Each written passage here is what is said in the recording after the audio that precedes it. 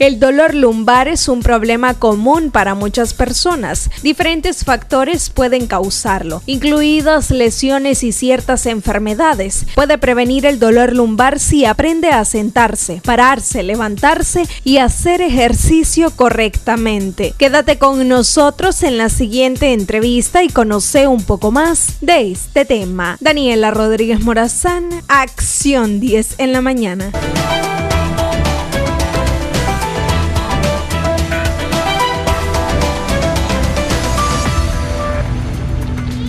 Gracias, Daniela, y efectivamente ya está con nosotros la doctora Hazel Smith. Ella es médico ginecóloga, lumbalgia post-punción lumbar. Hay diferentes tipos, ella nos lo va a decir. Bienvenida, doctora, qué grato que nos pueda acompañar en esta bonita mañana. Muchas gracias, agradeciéndole como todos los días a Dios por un día más de vida que nos concede y agradeciéndoles a ustedes como siempre brindarme el espacio. Vamos a hablar de que punción lumbar es aquella punción que se realiza en el segmento lumbar para hacer pruebas diagnósticas, con el objetivo de descartar una infección, ya sea una meningitis, una infección, una encefalitis o una enfermedad llamada síndrome de Guillain-Barré, en el cual hay una pérdida motora de la capacidad de movimiento de la parte inferior hacia arriba, va aumentando hasta que llega a la parte superior, donde el paciente ya no puede respirar por sí mismo y pues generalmente pues fallecen. Y también se puede descartar arteriosclerosis múltiple, También tenemos los bloqueos epidurales y los bloqueos subdurales, que son los que se ponen también o se inyectan en el espacio lumbar para diferentes tipos de cirugías. Entre ellas están las cirugías como la cesárea, cirugías como cistoceles, rectoceles, cirugías por ejemplo como hernias inguinales, cirugías como por ejemplo también apendicectomía. Entonces se realizan estos dos tipos de anestesia regional o bloqueos. Entonces digamos ahí en pantalla estamos viendo un bloqueo, una punción lumbar con un catéter epidural. La diferencia entre el bloqueo subdural y el epidural es el espacio. Generalmente la mayoría de las personas dicen: después de la raquidia yo quedé con dolor lumbar o una lumbalgia. En esa lámina yo explico cómo es el procedimiento o la diferencia entre una epidural y una subdural. Tenemos el catéter epidural que llega antes de la dura madre, que atraviesa lo que es la piel, el músculo, el ligamento supraespinoso, infraespinoso y llega hasta el ligamento amarillo. Ese epidural permite movimiento en la paciente, más no la sensibilidad. Cuando hablamos bloqueo epidural y subdural, eso es un procedimiento para entenderlo, doctora. Sí, es un procedimiento que tiene como objetivo bloquear la sensibilidad en el área inferior para realizar una cirugía, que puede ser una cesárea, puede ser cualquier tipo de cirugía que sea del ombligo hacia abajo, hasta cirugías de rodilla, ortopedia, cirugías urológicas. Tenemos una llamada en este momento, mi doctora. Buenos días, adelante, le escuchamos.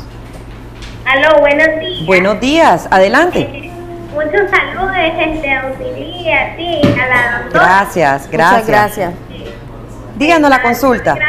Doy gracias a Dios pues que por fin pude entrar, porque ya hace tiempo quería hablar con la doctora. Doctora, mire, yo soy sobreviviente del Guillain-Barré. A mí me dio y gracias a... estoy viva, ¿verdad? Sí. Pero eso fue hace 2 años. Actualmente he recuperado mi movimiento, pero todavía me falta equilibrio. O sea, si yo estoy de pie y alguien me pasa rozando, bruscamente pues me puede botar. Así es, sí. Y la fuerza de las manos todavía me falta. A mí me gustaría, doctora, ¿cómo podría ser que me regalara una consulta para que me Claro que sí, deje los datos al interno. Con muchísimo gusto. Sí, con mucho gusto le obsequiamos la consulta. Lleva el epicrisis y lleva radiografías en caso que tenga radiografía o exámenes de laboratorio, los puede llevar. Me llama por favor después de las 9 de la mañana para decirle el día y la hora para que asista a la consulta. Como no, y muchísimas gracias por compartir también su historia médica con nosotros. De igual forma, a usted, doctora, le va a hacer algún tipo de consulta. Ya no pierda la cita. Hay varias de las personas que nos marcan y han perdido la cita, y otros también no han aprovechado porque pues no llegaron y no asistieron. Doctora, ¿hay algún tipo de signos o sintomatología para saber un poco si estamos padeciendo o no de esto? ¿Y hay algún tipo de exámenes clínicos? Sí, generalmente los signos y los síntomas es un dolor sordo o agudo que se presenta en la columna baja. El paciente siente a veces que cuando se quiere levantar como que se traba, como que hay un guiñón, como que el paciente, hay un espasmo muscular que genera que el paciente sienta como que lo está enguiñando, y eso queda como trabado, dice el paciente. Cuando me levanto y quiero dar el paso, pues me siento trabado de la columna lumbar y no puedo caminar. Sí. Entonces, esta otra sintomatología es que dependiendo de la zona donde esté afectada, la zona lumbar, o sea, el segmento lumbar, podría presentarse adormecimiento de las piernas, como por ejemplo cuando hay hernias. Digamos, aquí tenemos una resonancia magnética donde se presenta un paciente que tiene 3 hernias en el segmento lumbar. Eso produce una compresión radicular y eso genera ya en el paciente dolor, ardor, sensación de pérdida de fuerza en el miembro inferior, y también puede generar muchas veces es asintomática y no duele, pero a veces sí, cuando el paciente no se va a ver a tiempo donde el médico. Bueno, tenemos otra llamadita. Muchísimas gracias por esperarnos ahí en la línea. Adelante, le escuchamos. Aló, buenos días. Adelante, le estamos escuchando. Aló. Buenos días. ¿Cuál es su consulta? Buenos días. Sí, ¿cuál es su consulta? Le estamos escuchando. Buenos días.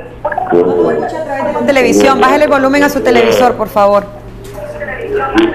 Y nos escucha a través de la bocina de su teléfono. Le vamos a agradecer a cada una de las personas que nos marcan siempre escucharnos a través de su teléfono, no a través de la televisión, por favor. Adelante. Sí, estoy viendo su programa y estoy interesado. Yo tuve una operación de IPC. Lo que está diciendo la doctora es que a mí me pusieron que se hace una accidente laboral y como tenemos problemas con la comunicación, caballero. Quizás nos eleva un poquito la voz porque tenemos problemas, no logramos comprenderle. Quizás nos vuelve a marcar, por favor, al 2222-7808. Doctora, ¿qué tipo de exámenes de laboratorio se puede las personas realizar para saber si estamos padeciendo o no de esa lumbalgia post-punción lumbar? A veces decimos, tenemos un dolor fuertísimo en el cuello, pero eso tendrá que ver, ¿seremos candidatos o no a esto? En el cuello, ¿sí? En la parte superior. Sí, siempre yo les digo a los pacientes que no se automediquen cuando tienen dolores en la zona, ya sea cervical, dorsal o lumbar. Sí. Pero un dolor post-lumbar o post-punción tiene que dilatar la sintomatología, que es el dolor, porque allí donde vemos estamos introduciendo una aguja en la piel, entonces hay dolor, pero ese dolor no dilata más de 2 horas, de 2 a 4 horas. Hay pacientes que cuando son cesáreas, que se les tiene que realizar un bloqueo, ya sea epidural o subdural, se quejan de que pasan un año con el dolor lumbar y se lo achacan pues a que fue la raquidia, y generalmente a veces esa paciente es una paciente multípara que ha tenido muchos partos, y el último parto, tal vez por la edad o por algún caso especial, se necesita o se requiere realizarle una cesárea. Entonces cuando termina el procedimiento de la cesárea y se va a su casa y está con el dolor lumbar, entonces ella dice, fue después de que me pusieron la raquidia. Sí, doctora, disculpe que le interrumpa, es que tenemos una llamada también en espera. Muy buenos días. Aló, buenos días. Bueno. Sí, doctora, ya concluyendo. Sí, entonces, digamos, esta persona que tiene una hiperlordosis lumbar es candidata a tener lumbalgia, y una lumbalgia puede ser crónica. Es crónica cuando la paciente tiene más de 6 meses de presentar el cuadro clínico que le impide agacharse. ¿Se cura, doctora? Dependiendo en el estadio en el que el paciente asiste a la consulta, porque generalmente cuando llegan dice, hace un año que estoy con este dolor, y empiezan a automedicarse. ¿Crónico? es crónico ya. Entonces, lo importante de esto es manejar una buena postura. Si se van a agachar a recoger un objeto pesado, traten de doblar las rodillas y no recoger el objeto desde el piso a su altura, porque eso genera una contractura muscular a nivel de cualquier segmento de la columna vertebral.